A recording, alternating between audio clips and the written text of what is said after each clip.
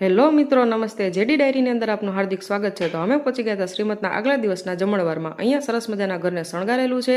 બંને માસીઓ જે છે બપોરના સમયે જમવાની કરતા હતા તૈયારી. ભજીયાની પણ તૈયારી થઈ ગઈ હતી અને રોટલીનો લાગી ગયો હતો થપ્પો. અહીંયા કાકા મામા ફઈના બધા જ પોરિયા ભેગા થયા હતા. તો હક દખના કાલાબોલા કરતા હતા. પપ્પા પછીનું જો કોઈનું સ્થાન હોય તો આપણા લાડીલા ફઈબા છે એ બધા મિત્રોને નમસ્તે કરે છે. બધી બહેનો અને ભાભીને બધા જે છે પંગતની અંદર ગોઠવાઈ ગયા હતા અને એ પણ કાલાબોલા કરવામાં બાકી રહી ન રહે.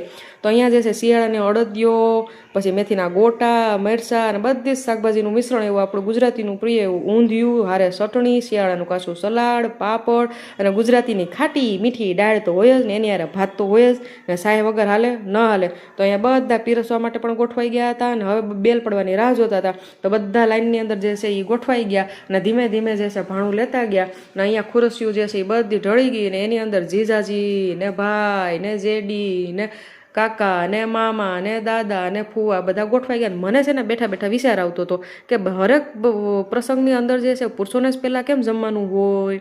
તો તમને કોઈને ખબર હોય તો કોમેન્ટ કરીને ખાસ જણાવજો મિત્રો. તો અમે બધા રાહ જોતા હતા કે આ બધા જ જમી લઈ પછી અમારો ક્યારે વારો આવે.